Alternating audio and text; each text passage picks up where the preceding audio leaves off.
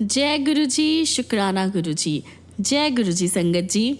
आज हम जानेंगे कैसे गुरु जी ड्रीम में दर्शन देते हैं, कैसे बड़ी से बड़ी बीमारी को छोटी से छोटी चीज़ से ठीक कर देते हैं। जय गुरु जी, शुक्राना गुरु जी। आगे बढ़ने से पहले संगत जी आपके अपने चैनल गुरुजी सत्संग वर्ल्ड को सब्सक्राइब कर लीजिए ताकि आपको ऐसे वीडियोस, ऐसे सत्संग रोज़ सुनने को मिले। और सत्संग को लाइक करते रहिए और अपनी और भी प्यारी संगत, प्यारे ग्रुप्स में शेयर कीजिए ताकि वो भी हमारे गुरुजी का आशीर्वाद ले सके, गुरुजी के चरण कमल में जुड़ सके। जय गुरुजी, शुक्राना गुरुजी। और हाँ संगत जी, आप में से कोई भी अपना सत्संग हमारे साथ, हमारी और भी संगत के साथ, गुरुजी के साथ गुरुजी का शुक्राना करना चाहते हैं या अपने सत्संग शेयर करना चाहते हैं तो नीचे दिए गए ईमेल आईडी या फिर नंबर पर मैसेज कीजिए। आपके सत्संग भी बहुत जल्दी शेयर किए जाएंगे। जय गुरुजी, शुक्राना गुरुजी। संगत जी, आज हम जानेंगे कैसे गुरुजी ने मीरा मल्ही आंटी, जो कि दिल्ली के रहने वाले हैं, उनको ब्लेस किया। उनकी क्या जर्नी रही गुरुजी के साथ। आंटी जी लिखते हैं, मैं सोचती हूँ यदि बूंद को सागर का वर्णन करने के लिए कहा जाए तो वो क्या कह सकती है। संगत वह बूंद है और गुरुजी अपार सागर।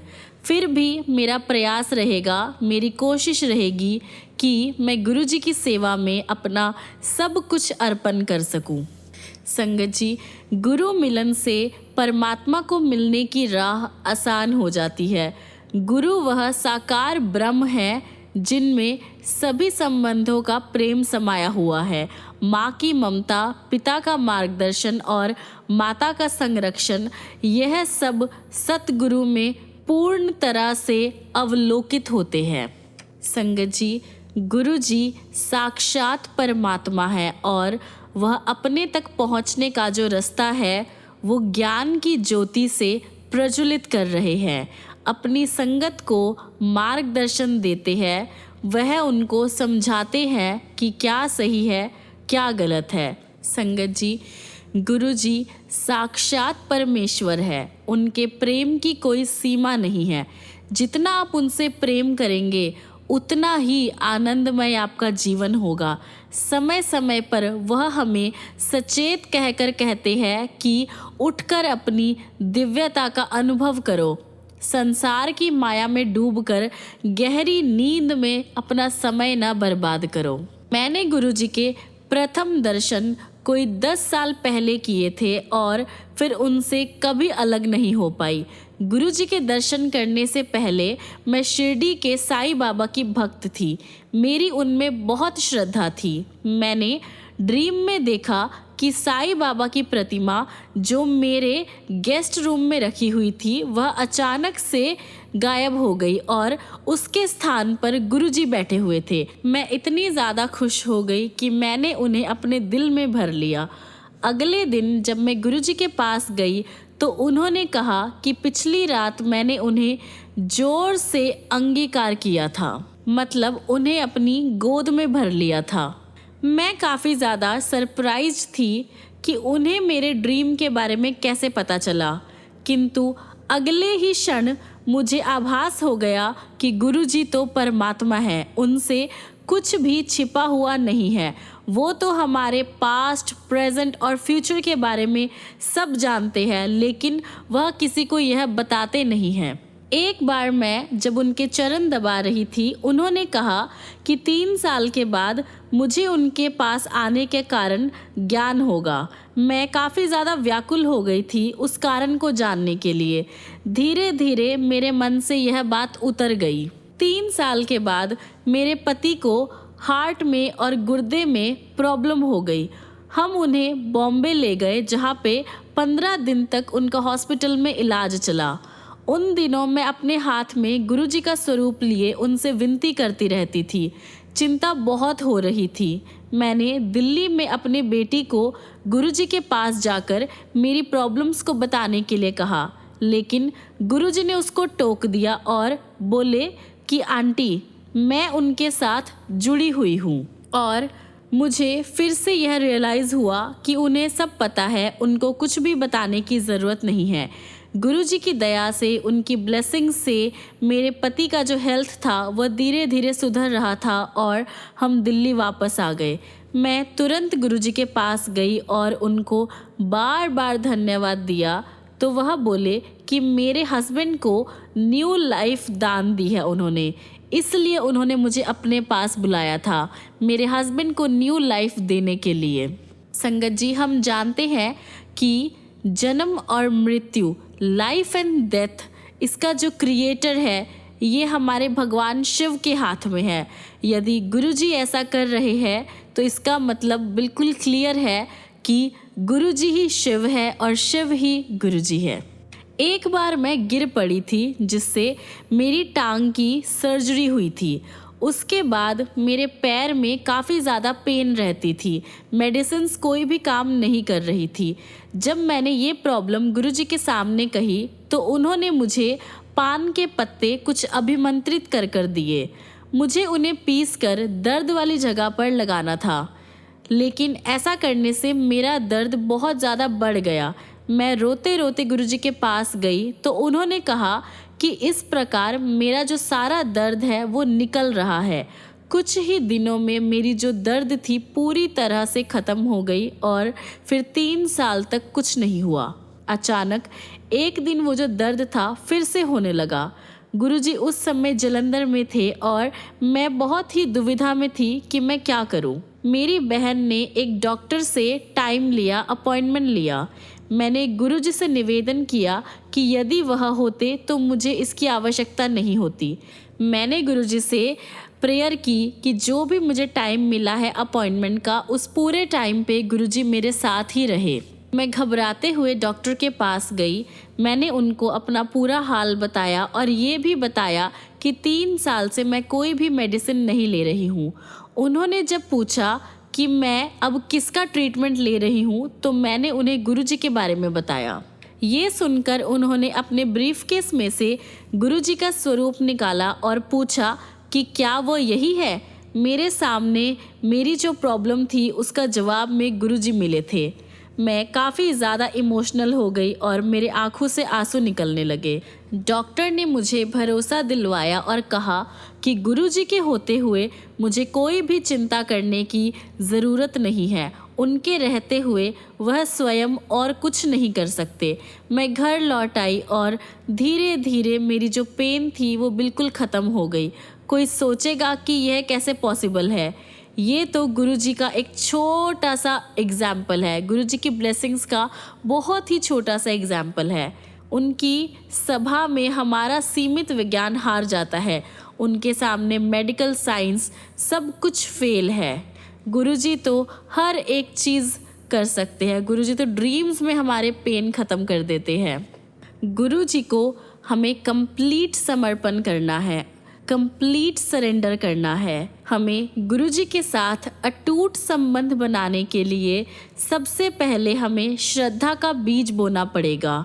बीज के पनपने पर विश्वास का अंकुर फूटेगा।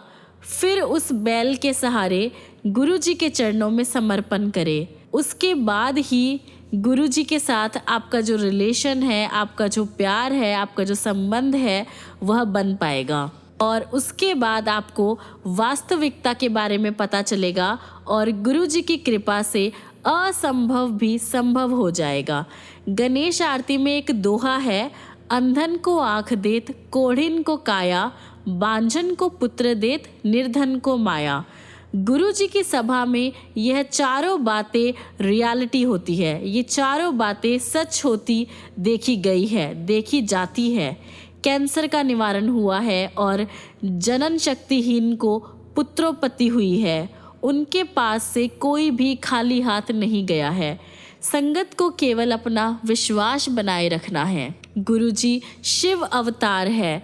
वह इस लोक में केवल हमें आशीर्वाद देने के लिए आए हैं, परंतु गुरुजी ने चेतावनी दी है कि उन्होंने कोई दुकान नहीं खोली है जिसमें कोई भी आकर उनके चरण स्पर्श कर कुछ भी ले जा सकता है। उनकी कृपा के लिए उसका अधिकारी होना अत्यंत आवश्यक है।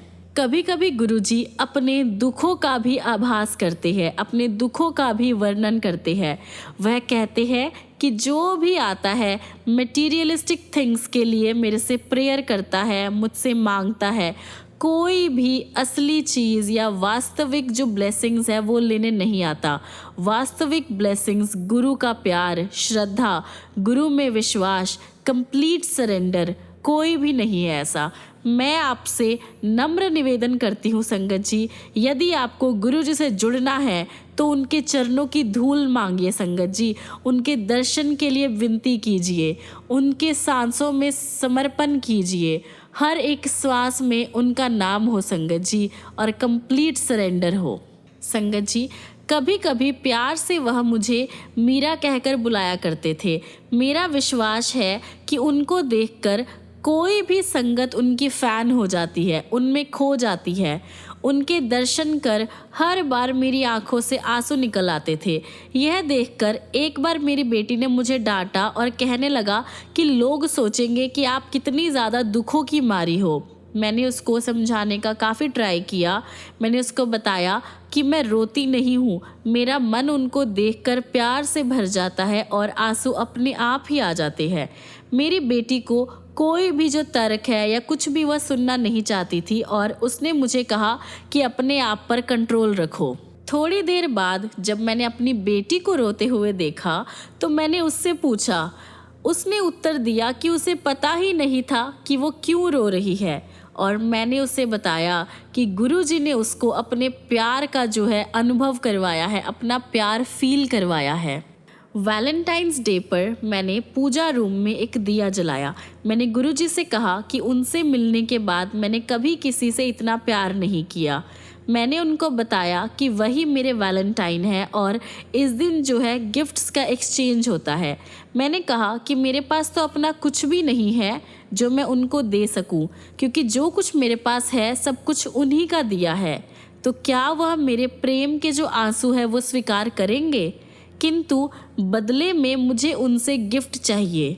उस रात को गुरुजी मेरे ड्रीम में आए। उन्होंने अपने गले से एक गुलाब के फूलों की माला निकालकर मेरे गले में डाल दी। वो ही सबसे बेस्ट गिफ्ट था। वास्तव में उनको समझ पाना हमारे बिल्कुल भी अंदर नहीं है, हम नहीं समझ सकते उनकी लीला को। कुछ दिन पहले गुरुजी मेरठ गए थे और हमें उनके साथ जाने का सौभाग्य मिला। गुरुजी को उसी रात को वापस लौटना था। जब वो कुछ भक्तों के साथ कार में बैठे तो मेरे मन में विचार आया कि क्या मुझे भी कभी ऐसा संयोग मिलेगा। उनके साथ बैठने वाले वास्तव में कितने भाग्यशाली हैं। समय के साथ ये सोच मेरे मन से निकल गई। एक बार दिल्ली में एक शादी के फंक्शन में मेरी दोनों बेटियां मेरे साथ थी। गुरुजी आए और उन्होंने मुझे बुलाकर पूछा कि क्या मैं उनके साथ लंगर करूंगी। मेरे द्वारा स्थान पूछने का साहस करने पर उन्होंने एम्पायर स्टेट का नाम लिया। मैं काफ़ी ज़्यादा खुश हुई और उनको कहा कि मैं अपने बच्चों के साथ वहां पहुंच जाऊंगी। इस पर गुरुजी ने कहा कि मैं उनके साथ कार में यात्रा करूंगी। मैं कह नहीं सकती थी कि मैं यह सुनकर कितनी ज़्यादा खुश हो गई। गुरुजी की कृपा और दया की कोई सीमा नहीं है, वह सदा अपना प्रेम बरसाते हैं। यह सब प्रसंग उनके अस्तित्व की एक बूंद के समान है। मैं उनसे यही विनती करती हूँ कि वह अपने चरणों में मुझे लगाए रखे और मेरे अंतिम श्वास तक गुरुजी मेरे साथ रहे। गुरुजी में कंप्लीट भरोसा रखिए, उसमें ही हमारी भलाई है। उनमें आस्था के पश्चात हमारे दिल और दिमाग में कोई भी चिंता नहीं होनी चाहिए, क्योंकि गुरुजी को हमारे बारे में सब कुछ पता है। वह दयावान है, कृपावान है, फिर हम क्यों चिंता करें। केवल चिंतित रहते ही हम उनमें अपनी आस्था खो सकते हैं। इसलिए अपना ध्यान गुरुजी में लगाइए और सारी चिंताएं छोड़ दीजिए। मैंने गुरुजी की संगत में अमृत टपकता हुआ देखा है। उनकी सुगंध से मैं एकदम मदहोश हो जाती थी। इन्हीं कुछ शब्दों और प्रणाम के साथ मैं अपना सत्संग यहीं पर विश्राम देती हूँ संगत जी। जय गुरुजी, शुक्राना गुरुजी। गुरुजी ने एक और अवसर पर अपना परिचय दिया। नरेंद्र अंकल अपने परिवार के साथ समराला के पास शिवलिंग के दर्शन करने गए थे। नरेंद्र अंकल की वाइफ ने उन्हें सोमवार को वहां दूध और भी सामग्री ले जाकर वहां पूजा करने के लिए कहा था। नरेंद्र अंकल ने मना करते हुए कहा कि गुरुजी ही शिव और शिवलिंग है। उसी रात को नरेंद्र अंकल की पत्नी ने एक ड्रीम देखा। वो एम्पायर स्टेट में गुरुजी के पास बैठी थी। उसने गुरुजी को एक पत्र दिया। वो एकदम से उठे और अंदर चले गए और अपना एक स्वरूप लेकर आए। वह स्वरूप बहुत ही ज़्यादा सुंदर था, लेकिन उस पर से गुरुजी एकदम से गायब हो गए और उस पर ओम की आकृति बन गई। फिर उसमें से एक शिवलिंग निकला। उसने गुरुजी से इस बारे में प्रश्न किया तो गुरुजी ने स्वरूप को फिर से देखने के लिए कहा। उसने देखा कि शिवलिंग में गुरुजी विराजमान हैं। उसे अभी भी कुछ समझ नहीं आ रहा था और जब उसने गुरुजी से फिर से पूछा तो वो बोले कि उनके पास आने के बाद उसे कहीं भी जाने की ज़रूरत नहीं है। गुरुजी ने उसे बताया कि उनके पास आने के बाद कहीं और जाना ही नहीं चाहिए, क्योंकि वो ही रब है। संगत जी, आगे जो अंकल जी के साथ हुआ वो सुनकर ही आपके दिल की धड़कनें रुक जाएगी। एक बार गुरुजी लेटकर पाठ कर रहे थे और सब संगत उनको घेर कर उनकी सेवा में लगन थी। एक संगत जो उनके कमल चरण बहुत देर से दबा रहा था थक गया और उसने अपना जो काम था वो नरेंद्र अंकल को सौंप दिया। नरेंद्र अंकल बहुत ज़्यादा खुश होकर गुरुजी के पैर दबाने लगे। उन्होंने गुरुजी के पैरों को हाथ ही लगाया था कि उन्हें अपना परिचय देने के लिए कहा गया। उन्होंने अपना नाम बताया तो गुरुजी ने जोर लगाकर पैर दबाने को कहा। थोड़ी देर बाद उन्होंने अपने तलवे और जोर से दबाने के लिए कहा, क्योंकि उनमें काफ़ी ज़्यादा पीड़ा हो रही थी। 10 मिनट के बाद गुरुजी ने फिर से नरेंद्र अंकल को अपनी पूरी शक्ति लगाकर तलवे दबाने को कहा और उन्होंने वैसा ही किया। गुरुजी के पैर के अंगूठे से अमृत निकलने लगा, जैसे गाय दूध देती है। गुरुजी के पैर के आसपास 1 फुट तक का जो एरिया था वो उससे गीला हो गया। गुरुजी ने नरेंद्र अंकल को कहा कि अब देखो गुरु कौन है। उनका पूरा शरीर अमृत से भरा हुआ है। इसी प्रकार जब नरेंद्र अंकल ने गुरुजी को उनका वास्तविक रूप दिखाने के लिए कहा तो गुरुजी ने उनको प्यार से मना कर दिया। उन्होंने उसे समझाया कि वह 14,000 वॉट के तार के समान है और उनकी जो संगत है वो 0 वॉट के बल्ब है। वह बोले कि अगर उन्हें छुआ गया तो छूने वाला नष्ट हो जाएगा। वह शिव है, उसके हृदय की धड़कन रुक जाएगी। समय आने पर वह उन्हें दर्शन ज़रूर करवाएंगे। कभी कभी गुरुजी अपनी जो संगत होती थी उनके जो रिलीजियस बिलीफ या रिलीजियस जो उनका नेचर है उस पे अपनी राय दे दिया करते थे, पर ऐसे अवसर बहुत ही कम होते थे। माला को कुछ भी बताने को वह मना करते थे, क्योंकि इससे मनुष्य जो है स्वाभिमानी हो जाता है। परंतु नरेंद्र अंकल जो है इस रिचुअल को अपने बचपन से करते आ रहे थे। एक दिन जब वह ऐसा अपने घर के पूजा रूम में कर रहे थे, वह समाधि में चले गए और बड़े मंदिर पहुंच गए। वहां पर वह हॉल में बैठे हुए थे और माला उनके सामने रखी हुई थी। गुरुजी अपने आसन पर बैठे थे और शिव मूर्ति के स्थान पर स्वयं शिव मानव रूप ग्रहण करके विराजमान थे। शिव के हाथ से एक किरण निकलकर उनकी माला पर पड़ी। उसी प्रकार से एक किरण गुरुजी के हाथ से माला पर आई। जैसे ही दोनों किरणें माला पर पड़ी वह टूट गई। उसी टाइम नरेंद्र को चेतना आई और उन्होंने देखा कि उनकी माला तो वास्तव रूप में टूट गई है। उस दिन से नरेंद्र अंकल ने माला को कुछ भी बताना बंद कर दिया है। वह अब गुरुजी के कथन पर विश्वास करते हैं कि प्रार्थना प्रेयर कभी भी करी जा सकती है। भगवान को याद करने के लिए ना ही कोई माला और ना ही कोई सुइटेबल टाइम होना चाहिए। भगवान को तो खाते पीते घूमते फिरते भोजन बनाते हुए लेटे हुए या कोई भी काम करते हुए कभी भी याद कर सकते हैं और उनका शुक्राना कर सकते हैं। यदि भगवान और उनके भक्त का जो संबंध है वो अटल है, अटूट है, तो वह कभी भी कहीं भी किसी भी अवस्था में आपके सामने आ सकते हैं, आपकी मदद करने के लिए हर पल आपके साथ रह सकते हैं। एक अवसर पर गुरुजी ने नरेंद्र अंकल और उनके परिवार को कुछ दिन के लिए बड़े मंदिर में रहने के लिए कहा। वहाँ रहते हुए एक दिन नरेंद्र अंकल और एक और संगत हॉल में रखी हुई शिव प्रतिमा को साफ कर रहे थे। अचानक से नरेंद्र अंकल ने उस मूर्ति के चरणों से अमृत निकलते हुए देखा। उन्होंने उसे कपड़े से साफ किया पर वह जगह फिर से गीली हो गई। नरेंद्र अंकल के साथ जो एक और संगत थे उन्होंने कहा कि ऐसा तो पॉसिबल नहीं है। उन्होंने कहा कि नरेंद्र अंकल ने उस जगह को अच्छे से साफ नहीं किया होगा।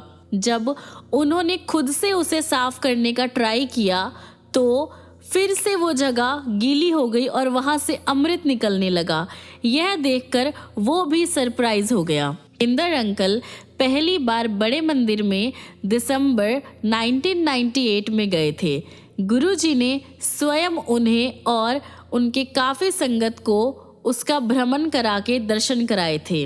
अचानक से सारी संगत ने देखा कि आधा लिंग गीला है और वह सोच रहे थे कि ये कैसे पॉसिबल हो सकता है।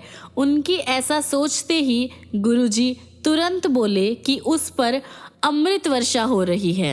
उन्होंने भविष्यवाणी करी कि एक दिन गंगा नदी खुद आकर इस लिंग को दूध से स्नान कराएगी। यह लिंग भारत के 12 ज्योतिर्लिंगों से भी प्रमुख होगा और जिनकी अभिलाषाएं कहीं और पूरी नहीं हो सकेगी वो सब यहाँ पर होगी।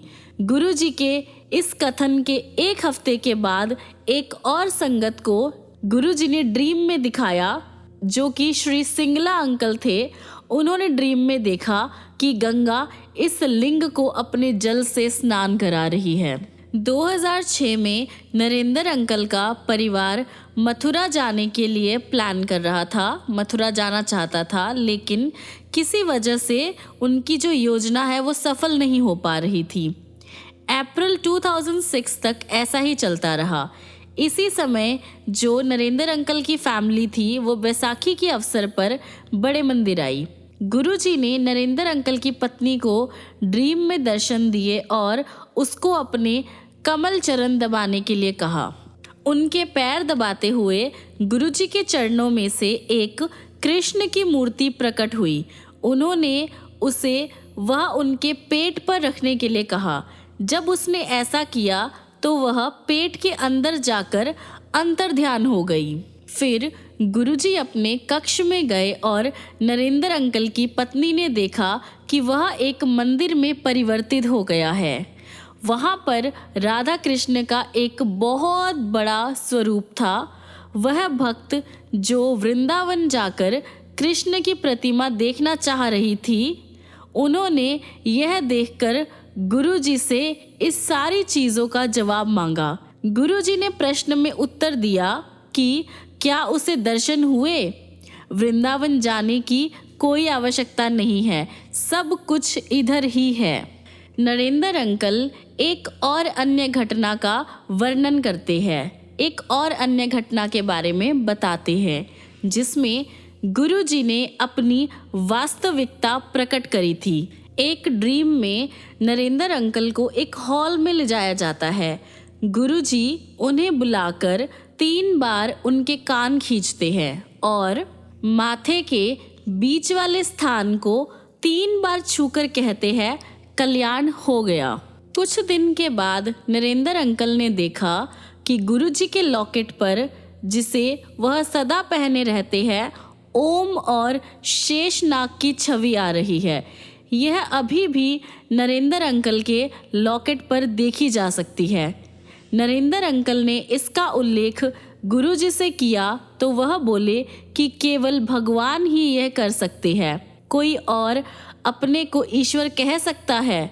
वो ही परमात्मा है और रियलिटी में विधाता वही है। उनका जो रूप है वह रहस्यात्मक और आश्चर्यजनक है। नरेंद्र अंकल उनसे उनकी जूतियां प्राप्त करने की घटना का उल्लेख करते हुए कहते हैं कि वह 3 आकार की है, 6, 7 और 8, और गुरुजी उन तीनों को पहना करते थे। कई और संगत ने भी गुरुजी के अलग अलग रूप देखे हैं। ऐसा केवल वो ही कर सकता है जिसने भौतिक पर विजय प्राप्त कर ली हो, जो माया से ऊपर हो, प्रकृति जिसके चरणों में निवास करती हो, जो उसका स्वामी हो, जो शिव हो, जिसका कोई आदि मध्य या अंत नहीं है, जिसने काल से पहले जन्म लिया हो और जिसने गुरुजी के रूप में मानव जाति का कल्याण करने के लिए अवतार लिया हो। वह प्रेम सहित अपने भक्तों का संरक्षण करते हैं, उन्हें कभी भी अयोग्य होने का आभास नहीं होने देते, सदा अपने अंदर छुपी हुई दिव्यता को खोजने की प्रेरणा देते हैं। संगत जी, नरेंद्र अंकल जी बताते हैं कि ये तो उनकी जर्नी के कुछ बहुत ही छोटे छोटे से हिस्से हैं। उन्होंने और भी बहुत कुछ गुरुजी से सीखा है और बहुत कुछ गुरुजी ने उनको दिखाया है, दिया है, उनकी पूरी लाइफ को ब्लेस किया है। संगत जी, उनके और भी कुछ हिस्से, कुछ सत्संग हम अपने अगले वीडियोस में शेयर करेंगे। संगत जी, हम अपने आज के सत्संग को यहीं पर विराम देते हैं और कोई भी भूल चूक हो तो गुरुजी से क्षमा मांगते हैं और खत्म करने से पहले गुरुजी का मंत्र जाप करते हैं। ओम नमः शिवाय, शिवजी सदा सहाय। ओम नमः शिवाय, गुरुजी सदा सहाय। ओम नमः शिवाय, शिवजी सदा सहाय। ओम नमः शिवाय, गुरुजी सदा सहाय। ओम नमः शिवाय, शिवजी सदा सहाय। ओम नमः शिवाय, गुरुजी सदा सहाय। ओम नमः शिवाय, शिवजी सदा सहाय। ओम नमः शिवाय, गुरुजी सदा सहाय। जय गुरुजी, शुक्राना गुरुजी। जय गुरुजी। संगत जी, मिलते हैं अगली वीडियो में अगले और भी ऐसे चमत्कार, ऐसे दिल दहलाने वाले गुरुजी के प्यारे प्यारे सत्संग, प्यारी प्यारी ब्लेसिंग्स लेकर।